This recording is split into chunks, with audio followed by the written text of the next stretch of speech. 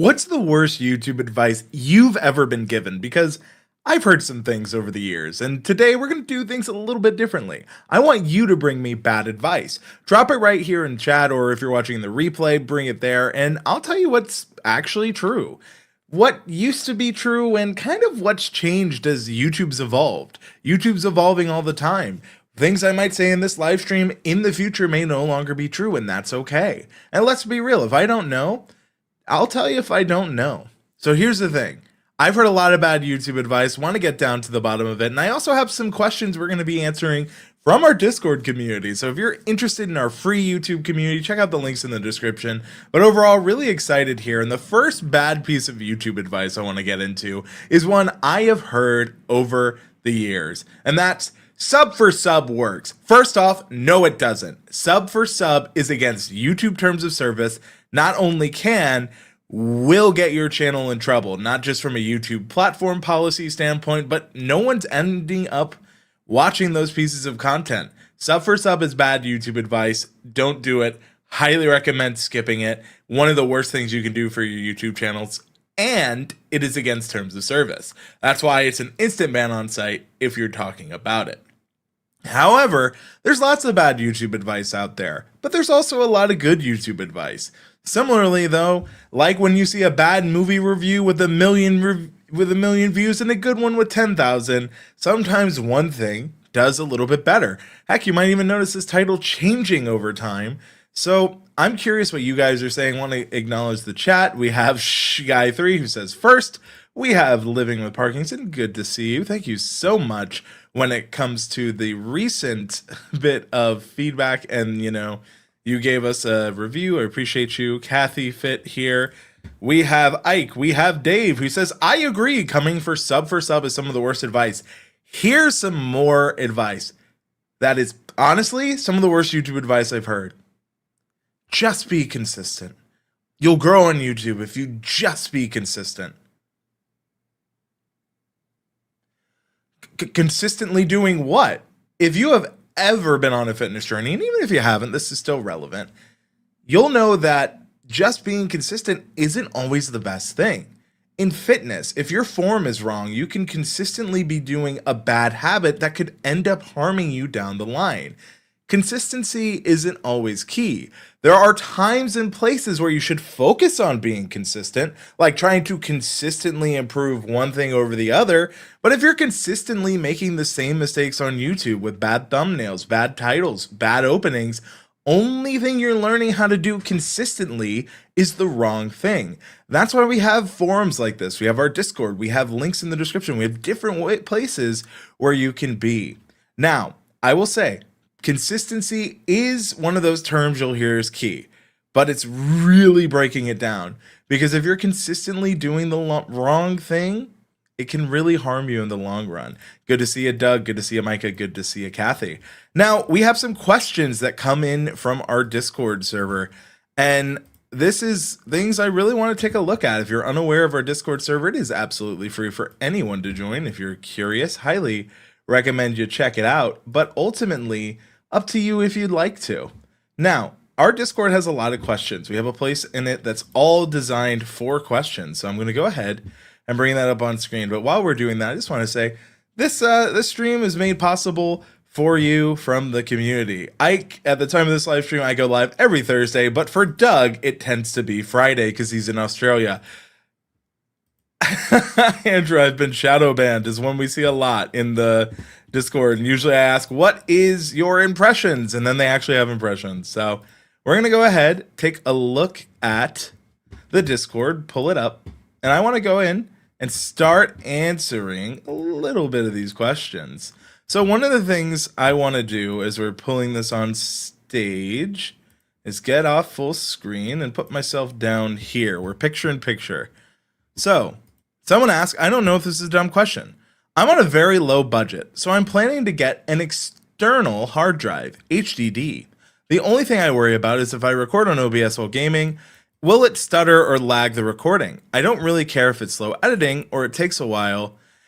I will have to say, when it comes to these kind of questions, I'm a gaming channel and I want to record on a hard drive. At the time of this, first off, SSDs can be quite expensive. I'm not going to shy away from that. At the time of this live stream and replay, they're quite expensive. But if you're recording, try to record if you have an SSD locally if you can.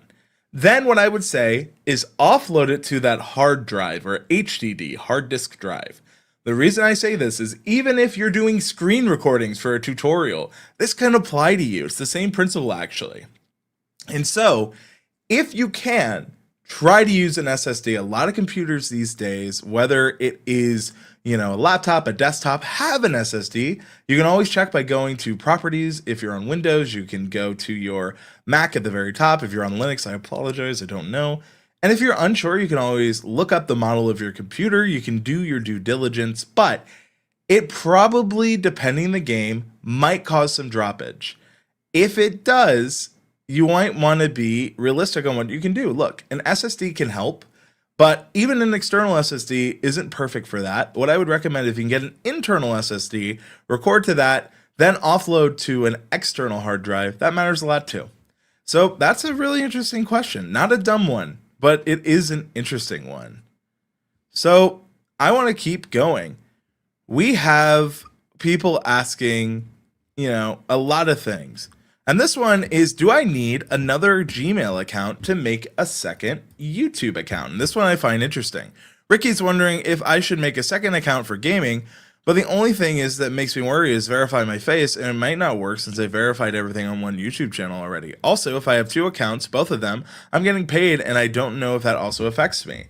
So this is a really great question. Should I have another Gmail account for a YouTube account? Now, in terms of cybersecurity and tech security, you would possibly want multiple Gmail accounts for each YouTube account, because if ever one of them is compromised, that is a way that they could all be compromised. So I tend to have multiple YouTube accounts on different Gmail accounts, so there's not a single point of failure. Now, with that said, if you're worried about the verification, if you're worried about those other things, there are some incredible help articles from YouTube themselves. But from a cybersecurity standpoint, there is a lot of good in having those different accounts tied to different Gmails. Now, when it comes to AdSense, which is what a lot of people use to make money through ads on YouTube, you can link multiple different accounts to one AdSense account, which might make more sense here. Now, if your AdSense account ever gets hacked or whatever, you still have the other points of failures. Just be super careful on how you distribute your information. If you can, use a VPN. It's a really smart question when it comes to, should I have a different Gmail account? But again, if you've been given bad YouTube advice, please, would love to hear it. We're talking about just general YouTube advice. One I am happy that Ike brings up is, I've been shadow banned. So this is something I really want to talk about. Over my 13 years plus on YouTube, I mean, I've been on the platform since 2006, but I've been doing it professionally for about 13 years. People over the years have said, I've been shadow banned, YouTube has shadow banned me, there's no reason, why?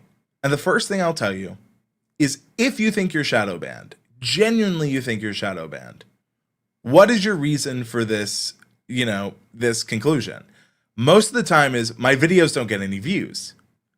Well, that is actually not an indication of a shadow ban. Are you getting any impressions? Impressions are when YouTube shows your thumbnail and video for at least a second on the homepage across the YouTube platform. A lot of times people who've been shadow banned actually have quite a lot of impressions. And I actually wonder, at the time of this stream, YouTube has changed now where if your video has been shown for a second, similar to what impressions are, that counts as a view now. So what I'm wondering is this going to help that claim? Because a lot of people claim to be shadow banned, but the reality of the situation is they're not. They're actually still getting impressions, but they're not listening to the signals that YouTube gives them. Now, YouTube could also change how impressions work. Who knows? With the view change, I am curious how that's going to affect impressions. Hello, Midnight Madness 4x4. I see your video. This is some more bad advice, but I want to quickly end on, Larry, I love you for that one. That is so funny. Home Rapid Repair Larry in the chat. But look, if you think you're shadow banned, the first thing I'd highly recommend you do, Are you still getting impressions? 9 out of 10 times, people are.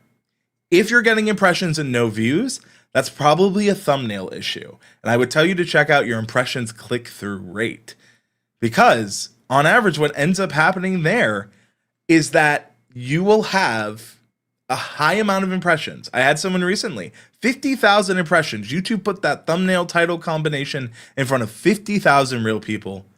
It had a 0.1% click-through rate. That video wasn't shadow banned. That video, just the thumbnail was not performing to what the creator wanted. And that can really happen. So what I would tell you in that front is, if that's happening to you, really take a look into your analytics. If you're not sure where to go in your analytics, I'll put a card on screen for a full breakdown on YouTube analytics I've done for free. It's a masterclass. It's very long, but it's worth it if you have the time. Another thing I would say, and I'm so happy that Home Rapid Repair, aka Larry, asked this, is your file name must match the YouTube title or they won't push it. Your file name must match the YouTube title or they won't push it is bad YouTube advice. Here's the thing. Your YouTube file name does not matter in the grand scheme of things. Maybe in early YouTube, potentially, but it's never really mattered in what I've experienced on YouTube. What actually matters more than your file name is the topic in the video you've recorded itself. It matters the title, the transcript, the actual properties that matter. Focusing on the YouTube video file name is the wrong piece of metadata to focus on. Focus on the topic, which informs your title, your description, your transcript, your thumbnail, all of it. The most important part about your YouTube video is the topic you're discussing. And look, it's not only the topic, it's when you talk about that topic, can you get people to watch? And when they are watching, do they share it? Do they like it? Do they comment? Do they go deeper? Are they satisfied with how that did? Again, I see this video file one show up all the time. It's bad YouTube advice. Your YouTube video file name does not matter. Thank you, Larry. I'm so happy. So Midnight Meta says, I was wondering if I got shadow banned a while ago, but it's clear now I wasn't. And look, that happens a lot. I see this happening to more and more creatives when they think, I've been shadow banned. And reality is, you haven't been shadow banned. What is happening is that you're not really either paying off the promise of the title and the thumbnail, or if you do have a high click-through rate thumbnail, it probably doesn't have a lot of people it's been shown to. That can be bad advice. Another bad piece of YouTube advice I've seen is you should focus only on tags. Tags are the most important thing.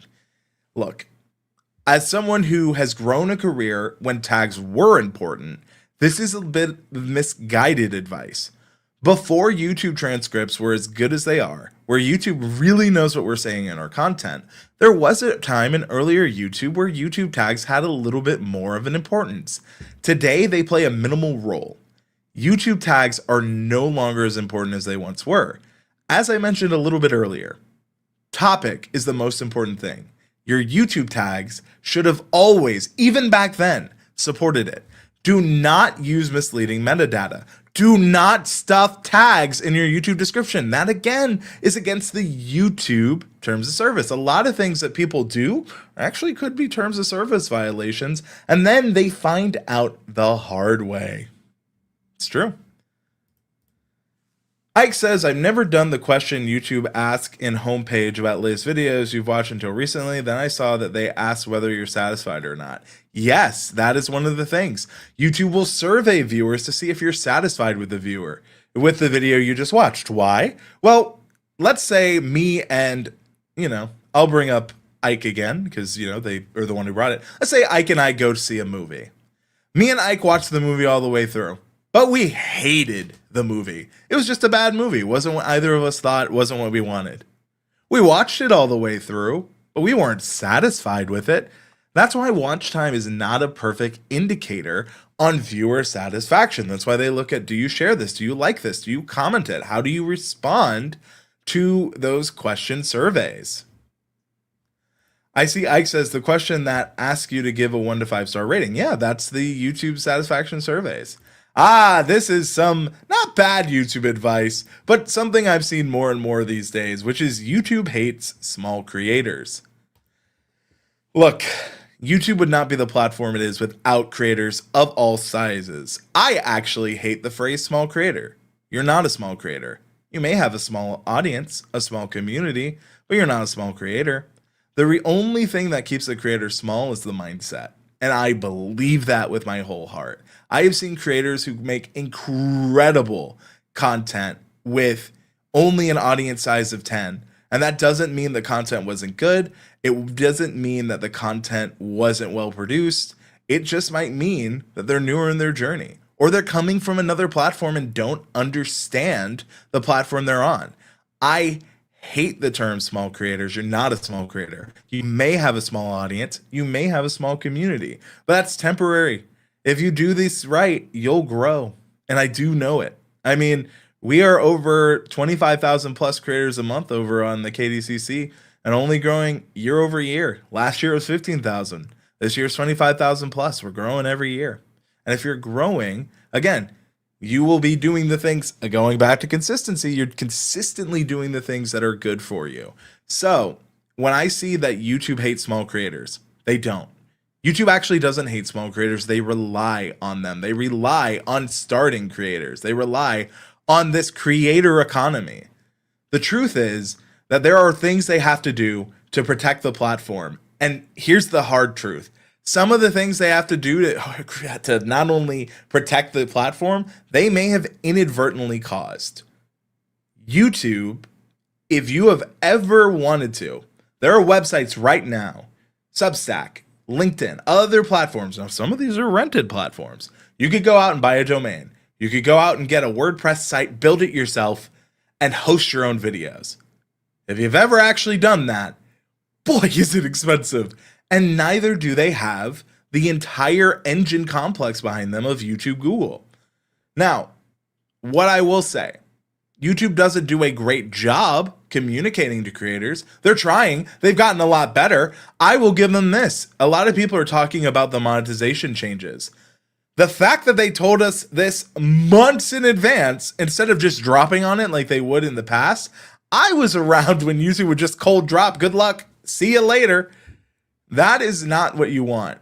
YouTube may not be great at communicating with creators, but they're trying. And I'll take a platform that's trying over one that would just drop it. I can tell you from experience. Doug says 100% agree. I'm assuming Renee has mentioned YouTube has over 100 technical indicators to measure viewer satisfaction. And I'll say this, Larry, that we know of. This isn't bad YouTube advice, but I do see this. YouTube doesn't want to pay creators. I do think that there is a lot of nuance to this one. I think that YouTube still has lowered the requirements. I wish they mentioned it. You can still get into the YouTube partnership program a bit earlier with 500 subs and 3,000 watch hours. That 3,000 watch hours is harsh. I do think it's a long time. 4,000 watch hours roughly to time is like 166 days of a human life. However, if you're making long form content, you're consistently focusing on what you can improve. The number one thing that is overlooked, if you want my number one thing people overlook, is hooks. YouTube hooks matter so much. It is not only what you say in the video, it is what you show in that first bit in the video. And there's a reason that YouTube flags the metric, how much of your audience is watching 30 seconds or more into your long form. On shorts, you get about 3 seconds for a hook. So hooks matter no matter what you're doing. But I find a lot of creators, when they're reviewing their content, they base it solely on views, and that's the worst indicator on if that's a good video. I do see this from Business Grow Ready. Using same language, Star Trek would have been classified as a small creators project. In fact, it was almost canceled. Very good insight there. I actually got 2 domains back up this past weekend. Congrats, Midnight Madness 4x4. Lots of work to do on them, though. Look, the job's not finished. Even Doug is an incredible creator. If you're not watching Doug, shout outs to Doug Hewson. More like Doug, do something, because he'll do something to help you on YouTube. He has not signed off on that. Well, that's what I say. It's more like Doug, do something, because he really does help you do something on YouTube. I see from Dave. So all that being said, is shadow banning a real thing? Dave, in my experience, it has been not true.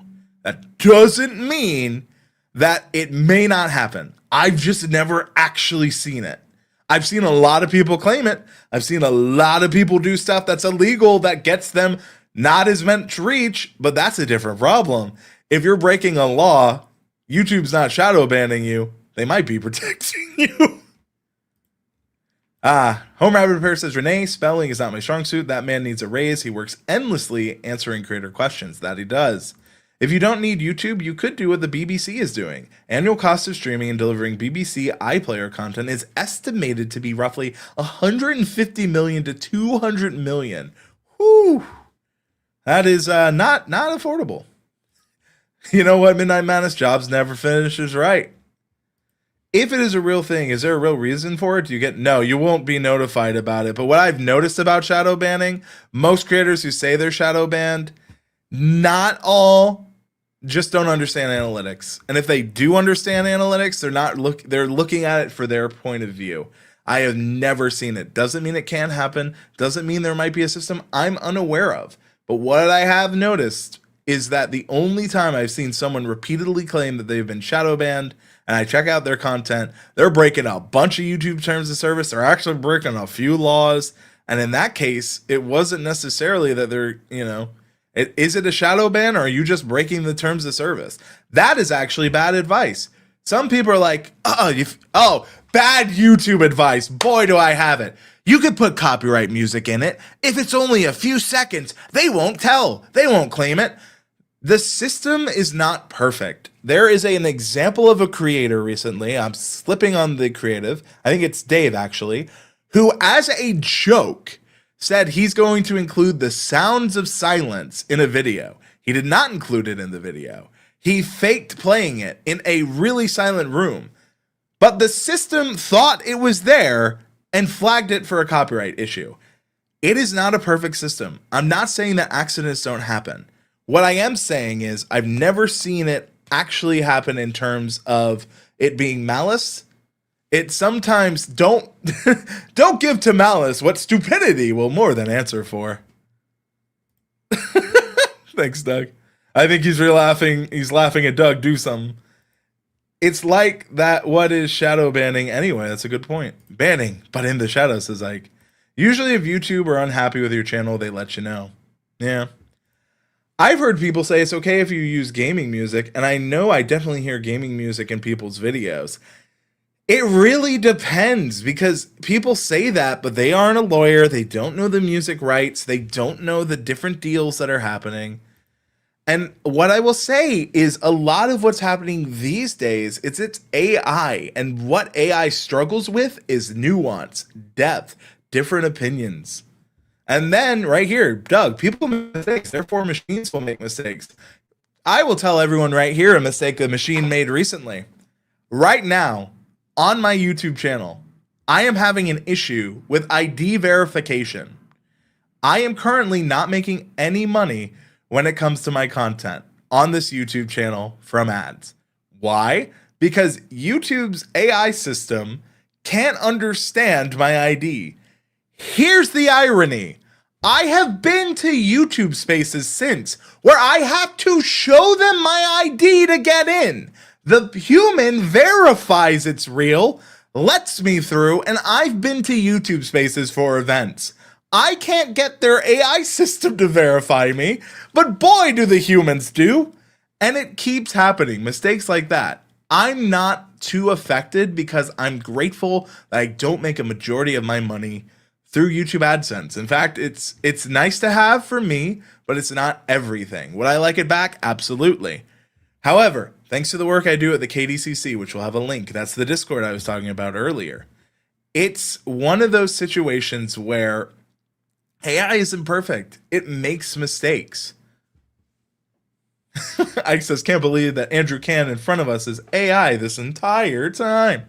Nah, the only AI is Andrew and Ike here at the KDCC. Andrew, 6 a.m. He's filing a copyright claim against you using notable song titled Accidents Can Happen. If I were to do that, it'd be Ken with a K. But, I do want to keep going because there are some questions that we keep getting from our community. Let's answer them. Impressions versus CTR. This is a common one. Since my newest video stuck at exactly 19 impressions despite having a strong 15.8 CTR, what is the most effective way to force the algorithm to find/seed my audience? That isn't bad YouTube advice, but people often think that click-through rate alone matters. It doesn't. Click-through rate is one part of it. It's actually impressions click-through rate. When you just say CTR, that's only 75% of that metric. Impressions are 25%. Impressions are based off of your title, your topic, your transcript. What else is going on in the YouTube system? I've seen videos from other creators pop off on a subject because it was really relevant. A hidden metric of impressions that can help is relevance. What's going on in the world at large? A lot of Olympic videos can do very well. During the Olympics, there was a Corridor Crew video from 9 years ago where they were doing the Odysseus Axe Challenge. But because at the time of this live stream, The Odyssey by Chris Nolan is still in theaters, still out, it caused that old video to be relevant again because people were studying the myth. So impressions, if you have a 15.8% impressions click-through rate on 19 impressions, for those 19 people, that thumbnail was okay. But that's a low amount of impressions and it's on a low impression click-through rate. Larry, Home Rapid Repair, says YouTube has so much data. In that example, they already know that if they give more impressions, the metrics aren't competitive enough. However, these metrics can change in the future. I just had a video pop off on day 210. Amen. I've had videos from years ago all of a sudden grow overnight because there was a relevant topic about a video I've already made, and YouTube knows, hey, this one actually did pretty well. It might just be a little bit early. Ike says, a recent response I saw on why shorts are not doing well is the algorithm is messing with you, and it does that a lot. The algorithm isn't messing with you. The reality is people are harsh. The harshest thing I've ever seen is creators watching YouTube shorts. If they don't like it in a millisecond, swipe. If they don't like it immediately, watch someone watch vertical content.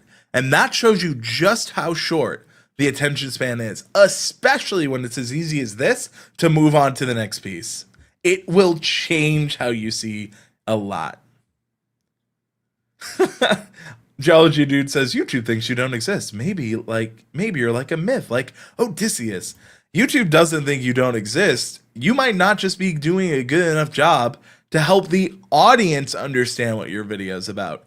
YouTube probably showed it to the right people, but YouTube's part in this whole equation is getting you impressions, is helping you earn them.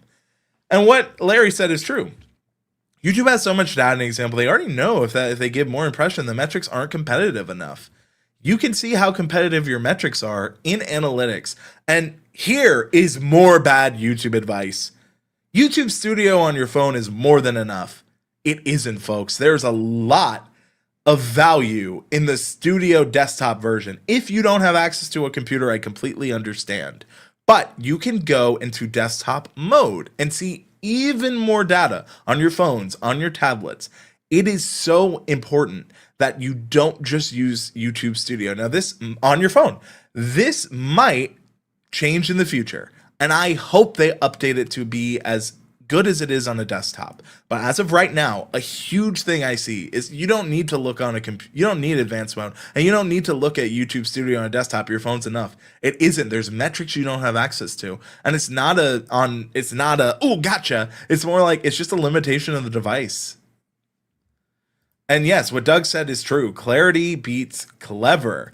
Now, people confuse this, and bad advice is, you just need to be smart. You need to kind of do a little bit of clickbait. There's a difference between clickbait and click-worthy.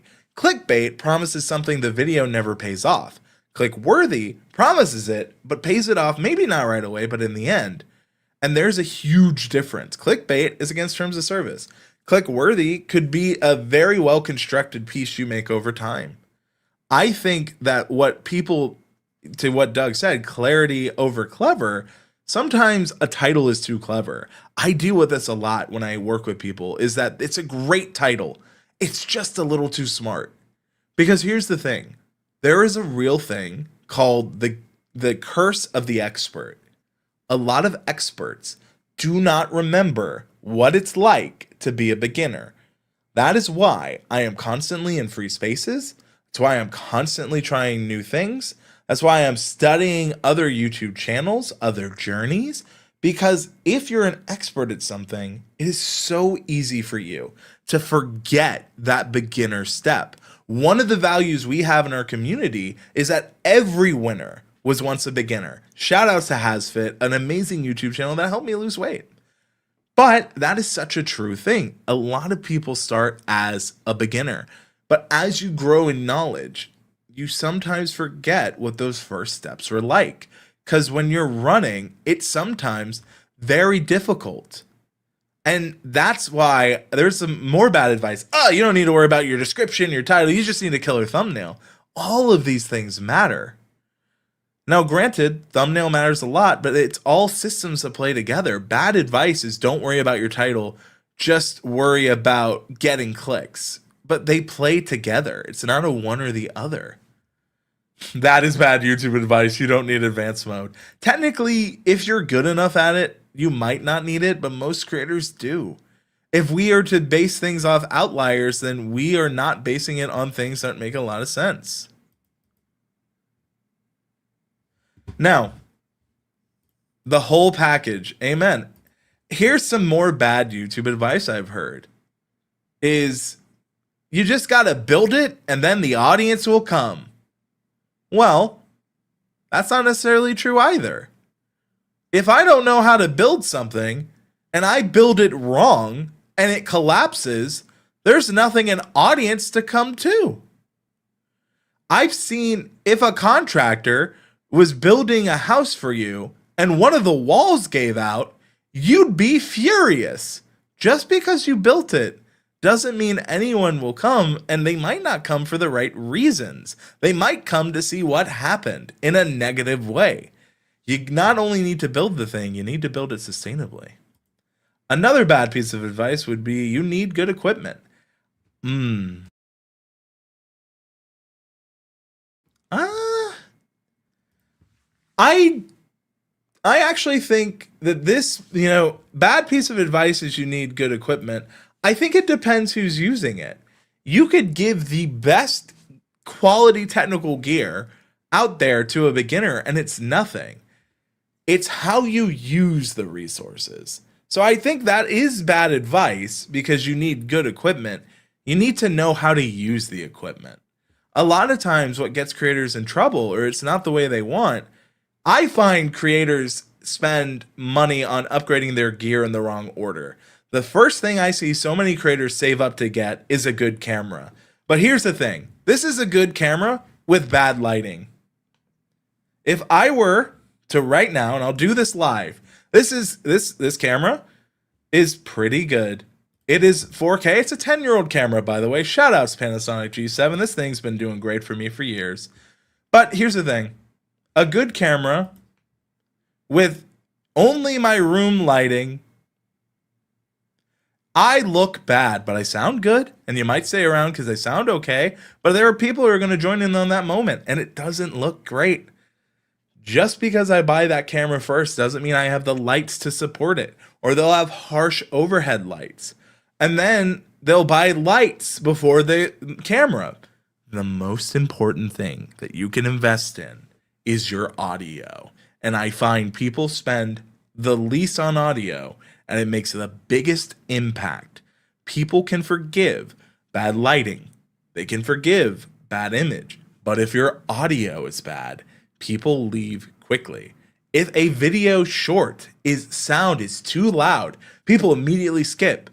If you've ever been in a public space and accidentally had your phone blast music, you know that embarrassment. You know that it's crazy.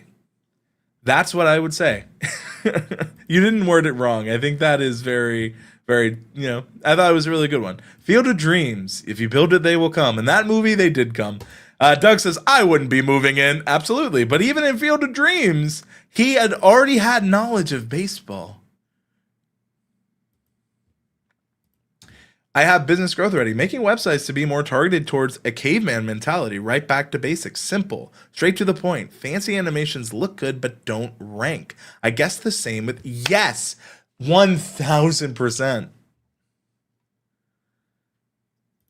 It has a lot of vibe, yeah. They're talking about my nighttime. You're listening to Andrew at Night, the only place with bad advice and good fixes. Sometimes the best camera is the one you have on you, but do you have enough lighting to support it? This has been Bad Lighting with Good Advice. I need an adult. Kiss. But this is true, ASMR. I've gotten some killer shots with very limited equipment, and that's true. Look, the reality is I have a phone near me. It's my Pixel 3. Camera on this is better than some films that have won actual Oscars. And that's crazy. This is an older phone. I use it as a teleprompter. It still works, still gets some updates, not all. I don't have any of my accounts tied to it. I just use it, as I said, as a teleprompter app when I'm not using my Elgato prompter. But you can still use older gear. In fact, my camera is 10 years old, and I get told even to this day how much people love my camera setup for these live streams. This is not a new camera. People are like, why don't you update it? I don't need to. It serves the purpose. The only time I'm going to upgrade this thing is when it dies. And I treat this thing like a Honda or Toyota. I'm riding it till the wheels come off, till that screen doesn't turn on, or until it annoys me enough to where I need to upgrade it. Otherwise, it's really good, and there's nothing wrong with it. And that's also bad YouTube advice. Some people get trapped in this vicious cycle of, I'll make my YouTube videos when I finally have a good camera. That is bad advice. Learning how to use the gear you have access to now matters a ton.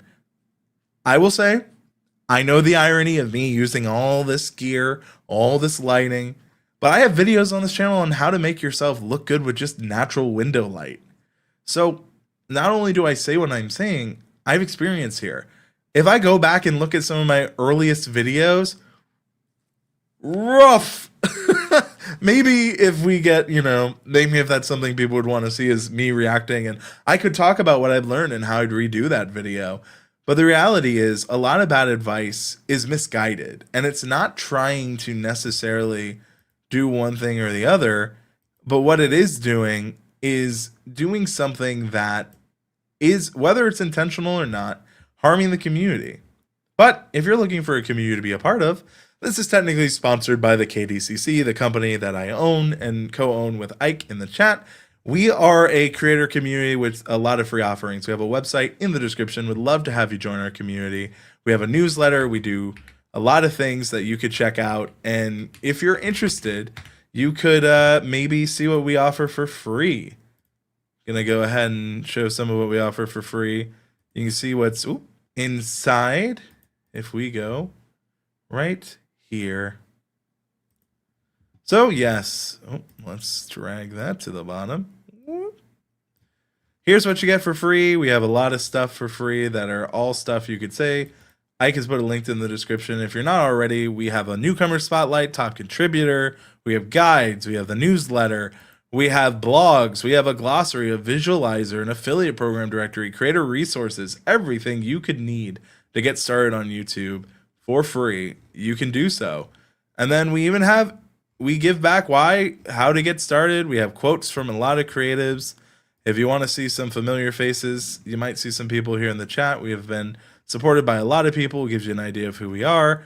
We explain why we do what we do. Because look, in a world so full of bad YouTube advice, we do our best to give good YouTube advice. And when we get it wrong, or if things change, we'll update. We're not above admitting when we're wrong.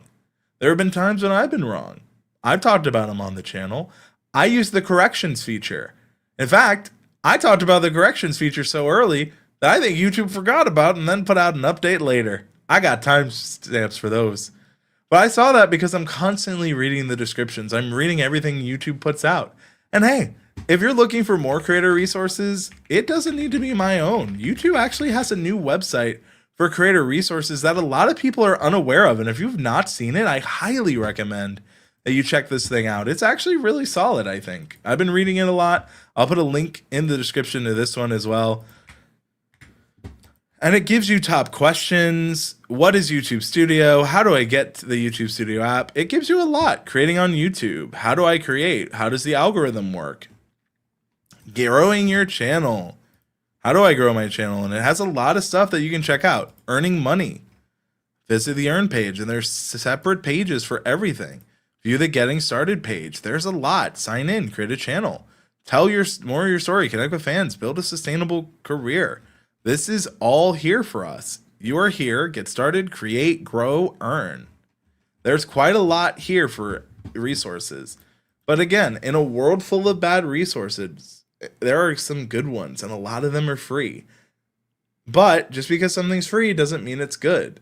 What I will tell you, if you're trying to grow on YouTube, which a lot of people are, and it's something I've loved, and I've helped grow 12 YouTube channels to play buttons.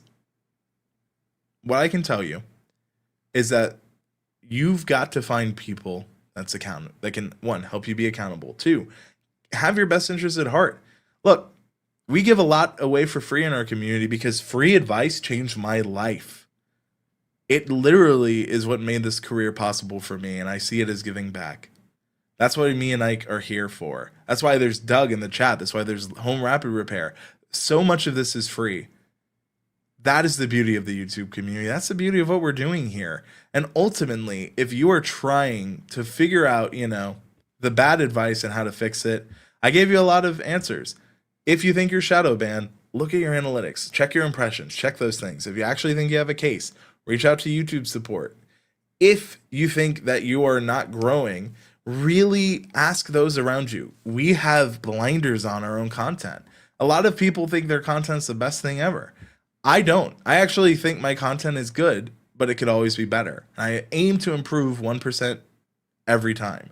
I look at the videos I'm making now and look at videos 5 years ago. I'm like, dang, I've improved. That's a good thing. That's growth. And if you're wondering, hey, how can I grow? How can I get better? Check out those community links. Check out everything we've talked about here. And the best way to combat bad YouTube advice is if you see something, say something. Hey, everyone, I'm Andrew Can. And if I can learn YouTube, then you can too. Thank you so much for watching.